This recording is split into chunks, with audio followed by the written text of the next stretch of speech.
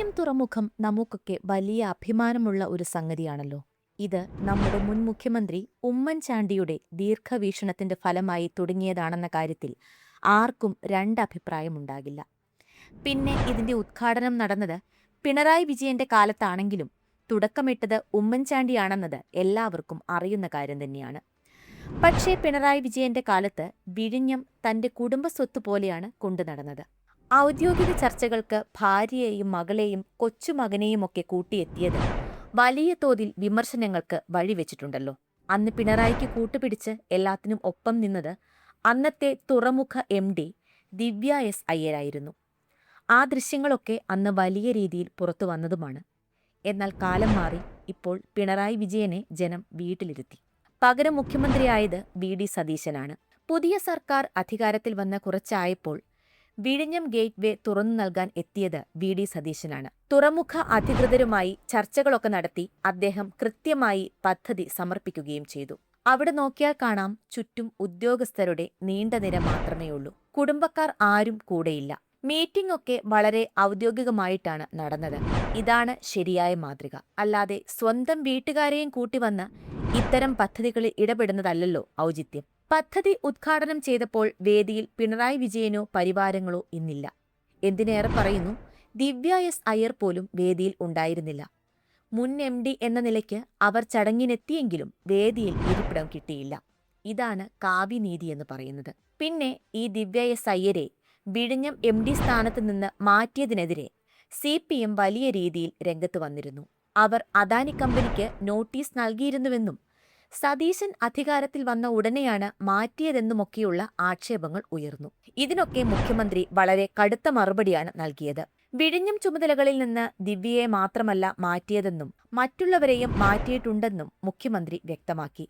അവർ അദാനിക്ക് notice നൽകിയിട്ടുണ്ടോ എന്നതൊന്നും താൻ അന്വേഷിക്കേണ്ട ജോലിയല്ലെന്നും അദ്ദേഹം തുറന്നടിച്ചു. CPMന്റെ കണ്ണൂർ ജില്ലാ സെക്രട്ടറി KK രാഗേഷിന്റെ ചോദ്യങ്ങൾക്കും സതീശൻ ചുട്ട മറുപടി നൽകി. കണ്ണൂർ ജില്ലാ സെക്രട്ടറിക്ക് വിഴിഞ്ഞത്ത് എന്താണ് കാര്യമെന്നും തന്നെക്കൊണ്ടൊന്നും പറയിപ്പിക്കരുത് എന്നുമാണ് അദ്ദേഹം പറഞ്ഞത്. ഇപ്പോൾ വിഴിഞ്ഞം തുറമുഖ MD ആയിരുന്ന ദിവ്യ എസ് അയ്യരെ തദ്ദേശ വകുപ്പ് പ്രിൻസിപ്പൽ ഡയറക്ടറായാണ് മാറ്റിയിരിക്കുന്നത്. ജെറോമിക് ജോർജാണ് പുതിയ വിഴിഞ്ഞം തുറമുഖ MD. കഴിഞ്ഞ വർഷം ഏപ്രിലിൽ വിഴിഞ്ഞം തുറമുഖം സന്ദർശിച്ചപ്പോൾ പിണറായി വിജയനൊപ്പം കുടുംബാംഗങ്ങൾ പങ്കെടുത്തത് വലിയ രാഷ്ട്രീയ വിവാദങ്ങൾക്ക് കാരണമായിരുന്നുവല്ലോ. അന്ന് കൺട്രോൾ റൂം സന്ദർശനത്തിലും മീറ്റിംഗുകളിലുമൊക്കെ കുടുംബത്തിന്റെ സാന്നിധ്യം വലിയ സുരക്ഷാ വീഴ്ചയാണെന്ന് പ്രതിപക്ഷമൊക്കെ ചൂണ്ടിക്കാണിച്ചിരുന്നു. മുഖ്യമന്ത്രിക്കും മന്ത്രിമാർക്കും ഉദ്യോഗസ്ഥർ കാര്യങ്ങൾ വിവരിച്ചു കൊടുക്കുന്ന മീറ്റിംഗിൽ മുൻനിരയിൽ തന്നെ ഭാര്യ കമലയും മകൾ വീണയും കൊച്ചുമകൻ ഇഷാനുമൊക്കെ ഇരിക്കുന്നത് നമ്മൾ കണ്ടതാണ്. അന്ന് ഔദ്യോഗിക വാഹനത്തിന്റെ മുൻസീറ്റിൽ മകൾ വീണ വിജയൻ ഇരിക്കുന്ന ദൃശ്യങ്ങളുമൊക്കെ പുറത്തു വന്നിരുന്നു. എന്നാൽ ഇന്ന് ഈ പറഞ്ഞവരാരും ചിത്രത്തിൽ പോലുമില്ല. അന്ന് പിണറായി കുടുംബത്തോടൊപ്പം ഇരുന്ന കസേരയിൽ ഇപ്പോൾ മുഖ്യമന്ത്രി VD സതീശൻ ഇരുന്ന് കാര്യങ്ങൾ ചോദിച്ചറിയുന്ന കാഴ്ചയാണ് നമ്മൾ കാണുന്നത്. എക്സിം ഫെസിലിറ്റി ഉദ്ഘാടനം ചെയ്തുകൊണ്ട് VD സതീശൻ നടത്തിയ പ്രഭാഷണവും ജനശ്രദ്ധ നേടുന്ന ഒന്നായിരുന്നു.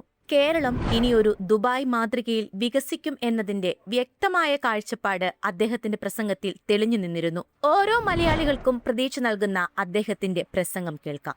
പ്രിയങ്കരനായ അധ്യക്ഷൻ, സംസ്ഥാന വ്യവസായ വകുപ്പ് മന്ത്രി ശ്രീ PK കുഞ്ഞാലിക്കുട്ടി സാഹിബ്, വേദിയിലും സദസ്സിലുമുള്ള ഏറ്റവും പ്രിയപ്പെട്ടവരെ, വിശിഷ്ടാതിഥികളെ, സഹോദരങ്ങളെ, ഇത് കേരളത്തിൻ്റെ വികസന ചരിത്രത്തിലെ ഏറ്റവും സുപ്രധാനമായ ഒരു ദിവസമാണ്. അശ്വനി ഗുപ്ത ഇവിടെ സൂചിപ്പിച്ചതുപോലെ ഇത് ലോകത്തിലേക്കുള്ള കേരളത്തിൻ്റെ വികസന കവാടമാണെന്ന് തുറന്നിരിക്കുന്നത്. ഇതിനെ കേരളത്തിൻ്റെ വളർച്ചയ്ക്ക്, നാടിൻ്റെ വളർച്ചയ്ക്ക്, രാജ്യത്തിൻ്റെ വളർച്ചയ്ക്ക് എങ്ങനെ പ്രയോജനപ്പെടുത്തണം എന്നതാണ് നമ്മുടെ മുന്നിലുള്ള വെല്ലുവിളി. അദ്ദേഹം ഈ ഓപ്പറേഷൻസിനെ കുറിച്ചും അതിൻ്റെ അനന്തമായ സാധ്യതകളെക്കുറിച്ചും എല്ലാം സംസാരിച്ചത് ഞാൻ ആവർത്തിക്കുന്നില്ല. പക്ഷെ ഒരു ട്രാൻസ്ഷിപ്മെൻറ്റും ഇല്ലാതെ, ഒരു പോർട്ടിലും പോകാതെ ഏത് സാധനവും ഈ വിഴിഞ്ഞം പോർട്ടിൽ നിന്ന് ലോകത്തിലെ ഏത് തുറമുഖത്തേക്കും കയറ്റി അയക്കാം. 6 ഭൂഖണ്ഡങ്ങളിലെ നിരവധി രാജ്യങ്ങളിലെ 100 കണക്കിന് തുറമുഖങ്ങളിലേക്ക് ഇവിടെ നിന്ന് കയറ്റുമതിയും കുറച്ച് കഴിയുമ്പോൾ ഇറക്കുമതിയും ആരംഭിക്കും. നമുക്ക് ഇന്ത്യയിലെ തന്നെ നമ്പർ 1 ഓട്ടോമേറ്റഡ് സിസ്റ്റമാണ് വിഴിഞ്ഞത്തുള്ളത്. ഇന്ത്യയിൽ ഒരു തുറമുഖത്തിനും ഇതുവരെ സാധ്യമാകാത്ത ഓട്ടോമാറ്റിക് സിസ്റ്റം, ആൽഗരിതം ഡ്രിവണായിട്ടുള്ള കയറ്റിറക്കുമതി സംവിധാനമുള്ള ഇന്ത്യയിലെ ആദ്യത്തെ തുറമുഖം കൂടിയാണ് വിഴിഞ്ഞം തുറമുഖം എന്നത് അഭിമാനകരമായ ഒരു നേട്ടമാണ്. ആർക്കും ഒരു അപകടമില്ലാതെ ഭംഗിയായി കയറ്റിറക്കുമതി ജോലികൾ ചെയ്യാൻ പറ്റുന്ന ആർട്ടിഫിഷ്യൽ ഇൻ്റലിജൻസിൻ്റെ കൂടെ സഹായത്തോടു കൂടി പ്രവർത്തിക്കുന്ന ഒരു സംവിധാനം ഇന്ത്യയിൽ ആദ്യമായി നമ്മുടെ തിരുവനന്തപുരത്ത് ഉണ്ടായിരിക്കുന്നു എന്നത് നമുക്കെല്ലാവർക്കും അഭിമാനകരമായ കാര്യമാണ്. നമുക്കറിയാം, ഈ പോർട്ടിനോടനുബന്ധിച്ച് ഒരുപാട് കാര്യങ്ങൾ നമുക്ക് ചെയ്തു തീർക്കേണ്ടതുണ്ട്. സംസ്ഥാന ഗവൺമെൻറ്റിന് കുറേ ഒബ്ലിഗേഷൻസ് ഉണ്ട്. ഞാനിതിനു മുൻപ് ഇവിടെ നടന്നൊരു സമ്മേളനത്തിൽ വെച്ച് അതിനെക്കുറിച്ച് സൂചിപ്പിക്കുകയുണ്ടായി. നമ്മൾ കഴിഞ്ഞ 10 വർഷം നമ്മളത് മിസ് ചെയ്തു. ഞാൻ ഓർക്കുന്നു, റോഡ് കണക്ടിവിറ്റിയും റെയിൽ കണക്ടിവിറ്റിയും കൂടി കഴിഞ്ഞ 10 വർഷം കൊണ്ട് ചെയ്ത് തീർക്കുമായിരുന്നുവെങ്കിൽ ഇന്ന് ഈ പോർട്ടിൻ്റെ കിട്ടുന്ന ഗുണത്തിൻ്റെ 100 ഇരട്ടിയായിരുന്നേനെ ഇപ്പോൾ ഇതിൻ്റെ കിട്ടുന്നതിൻ്റെ നേട്ടം. വൈകിപ്പോയി. But it is not too late. This is the right time to start our work. നമ്മൾ തുടങ്ങണം. ഞങ്ങൾ വന്നതിന് ശേഷം 100 ദിവസം ആയിട്ടില്ല ഞങ്ങൾ അധികാരത്തിൽ വന്നിട്ട്. ആദ്യത്തെ മാസം തന്നെ ഒരു തീരുമാനമെടുത്തു. ഇവിടുത്തെ റിംഗ് റോഡിന് 12,000 കോടി രൂപയുടെ പ്രോജക്റ്റിന് ലാൻഡ് അക്വിസിഷന് വേണ്ടി 3,200 കോടി കൊടുക്കണമെന്ന് പറഞ്ഞു. കൊടുക്കാനുള്ള തീരുമാനമെടുത്തു. നേരത്തെ ആയിരുന്നു ആ തീരുമാനം എടുത്തിരുന്നെങ്കിൽ 1,600 കോടി മതിയായിരുന്നു. ഇപ്പം അത് 3,200 കോടിയായി. ഇനിയും വൈകിക്കാൻ പാടില്ല, അതൊക്കെ എടുത്തു. ഈ പോർട്ടുമായി ബന്ധപ്പെട്ട അതിൻ്റെ വികസനത്തിന് ഈ കൺസെഷൻ എഗ്രിമെൻറ്റിലുള്ള ഗവൺമെൻറ്റിൻ്റെ എല്ലാ ഒബ്ലിഗേഷൻസും സമയബന്ധിതമായി അത് തീർക്കും. അത് വേഗത്തിലുണ്ടാവും. കേരളത്തിൽ ഇന്നുവരെ കാണാത്ത വേഗത്തിൽ ലാൻഡ് അക്വിസിഷൻ ചെയ്ത് തീർക്കണമെന്നാണ് ഞങ്ങളുടെ ആഗ്രഹം. കഴിഞ്ഞ ദിവസം വ്യവസായ വകുപ്പ് മന്ത്രി പറഞ്ഞതുപോലെ അവരുടെ ഒരു വളരെ നന്നായി സ്റ്റഡി ചെയ്തൊരു പ്രസൻറ്റേഷൻ അവർ നടത്തി വ്യവസായ വകുപ്പ്. അതിലേറ്റവും പ്രാധാന്യം കൊടുത്തിരിക്കുന്നത് വ്യവസായ വകുപ്പിൻ്റെ ഏജൻസികളായ കിൻഫ്രയോടും ഇൻകലിനോടും പരമാവധി സ്ഥലം വിഴിഞ്ഞവുമായി ബന്ധപ്പെട്ടും തിരുവനന്തപുരവുമായി ബന്ധപ്പെട്ടും അക്വയർ ചെയ്യാൻ പറഞ്ഞിരിക്കുക. ലാൻഡ് അക്വയർ ചെയ്യാൻ പറഞ്ഞിരിക്കുക.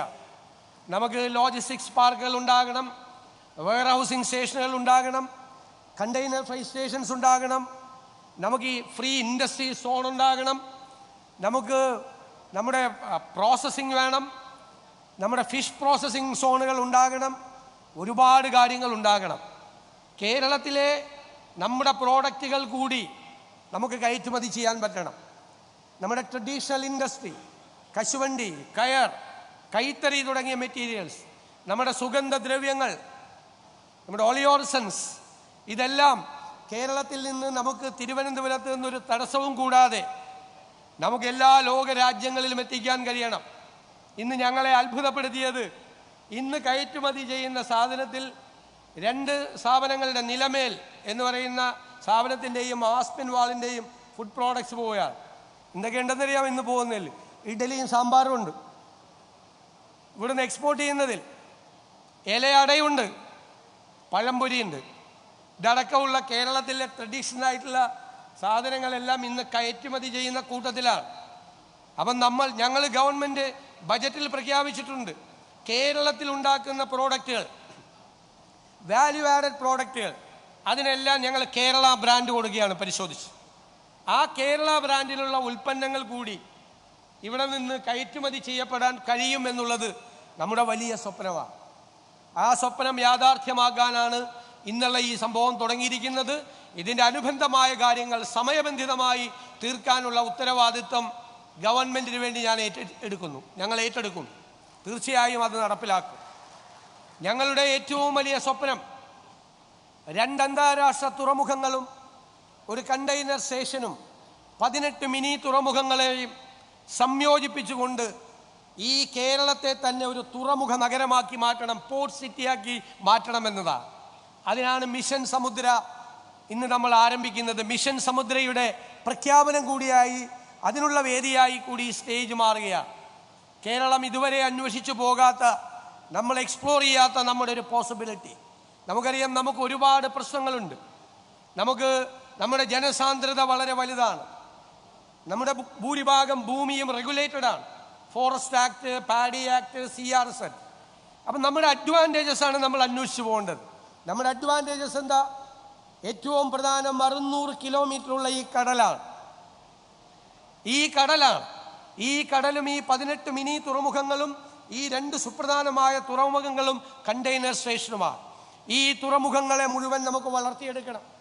അതിന് സ്വകാര്യ ഇൻവെസ്റ്റ്മെൻ്റ് ഉണ്ടാകണം. അതിനു വേണ്ടിയിട്ടുള്ള ചർച്ചകൾ ഈ ഗവൺമെൻറ് ആരംഭിച്ചു കഴിഞ്ഞു എന്ന് ഞാൻ സന്തോഷപൂർവ്വം പറയാൻ ആഗ്രഹിക്കുന്നു. ഈ പോർട്ടുകളെല്ലാം കണക്ട് ചെയ്യണം. നമ്മുടെ റോഡ് തിങ്ങി നിറഞ്ഞാണ് സാധനങ്ങൾ പോകുന്നത്. അതിലൂടെ നമുക്ക് 50%, 60% സാധനങ്ങൾ കടലിലൂടെ ആക്കണം. ഇപ്പോൾ ബങ്കറിംഗ് ഫെസിലിറ്റി ആരംഭിക്കും. ഒരുപാട് പോർട്ട് കണക്റ്റഡ് ആയിട്ടുള്ള ഒരുപാട് ആക്ടിവിറ്റീസ് ഇതുമായി ബന്ധപ്പെട്ട് നമുക്ക് ആരംഭിക്കും. അതിൻ്റെ കൂടെ നമുക്ക് ബാർജ് ലോജിസ്റ്റിക്സ് ഉണ്ടാകണം, വെസൽ ലോജിസ്റ്റിക്സ് ഉണ്ടാകണം. ഇതെല്ലാം ഉണ്ടാകണം. ഞങ്ങൾ കൊച്ചിൻ പോർട്ടിനോട് പറഞ്ഞിട്ടുണ്ട്, ഞങ്ങൾ ആവശ്യമായ സ്ഥലം തരാം. കൊച്ചിൻ പോർട്ടിൽ ഒരു ക്രൂയിസ് ടെർമിനൽ ആരംഭിക്കുകയാണ്. അതുകൂടി മിഷൻ സമുദ്രയുടെ ഭാഗമാണ്. കൊച്ചിയിൽ നിന്ന് ദുബായിലേക്കും, കൊച്ചിയിൽ നിന്ന് ഗോവയിലേക്കും, കാസർഗോഡ് നിന്ന് തിരുവനന്തപുരത്തേക്കുമുള്ള യാത്രാ കപ്പലുകൾ ഉണ്ടാവും. അതിനെ നമ്മൾ 44 നദികളുമായും നമ്മുടെ ലേക്കുകളുമായും നമ്മുടെ ബാക്ക് വാട്ടറുമായിട്ടും കണക്ട് ചെയ്ത് വലിയ ടൂറിസം പ്രോജക്റ്റുകൾ കേരളത്തിലുണ്ടാകും. റിവർ ക്രൂയിസ് ഉണ്ടാവും കേരളത്തിൽ. ഇതാണ് നമ്മുടെ സ്വപ്നം. നമ്മളത് യാഥാർത്ഥ്യമാക്കാൻ സമയബന്ധിതമായ പദ്ധതികളുമായി മുന്നോട്ട് പോകുന്നു. കൊച്ചിയിലൊരു വലിയ ഓഷ്യനേറിയം തുടങ്ങാനുള്ള നടപടിക്രമങ്ങൾ നമ്മൾ ആരംഭിച്ചു. ഇനി എനിക്ക് ഏറ്റവും വലിയ അഭിമാനം, നമുക്കൊരു മാരിടൈം ഹിസ്റ്ററി ഉണ്ട് കേരളത്തിന്. ഇന്ത്യയിൽ ആദ്യമായി വിദേശികൾ എത്തിയത് കേരളത്തിലാണ്. 1498 വാസ്കോഡ ഗാമ കാപ്പാട് ബീച്ചിലാണ് അടുത്തത്. പോർച്ചുഗീസുകാർ വന്നു, ഡച്ചുകാർ വന്നു, ബ്രിട്ടീഷുകാർ വന്നു.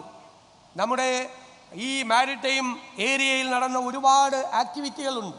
അതിൻ്റെ എല്ലാം മനോഹരമായ ഹിസ്റ്ററി, ഇന്ത്യയുടെ വർണ്ണാഭമായ മാരിടൈം ഹിസ്റ്ററി, ലോകത്തിൻ്റെ മാരിടൈം ഹിസ്റ്ററി, അതെല്ലാം എക്സിബിറ്റ് ചെയ്യാൻ കഴിയുന്ന അന്താരാഷ്ട്ര നിലവാരമുള്ള ഒരു മാരിടൈം മ്യൂസിയവും കേരളത്തിലുണ്ടാവും. അതിൻ്റെ നടപടികളും ഈ കഴിഞ്ഞ കുറച്ച് ദിവസങ്ങൾ കൊണ്ട് നമ്മുടെ സർക്കാർ ആരംഭിച്ചു എന്ന് ഞാൻ സന്തോഷപൂർവ്വം പറയാൻ ആഗ്രഹിക്കുന്നു.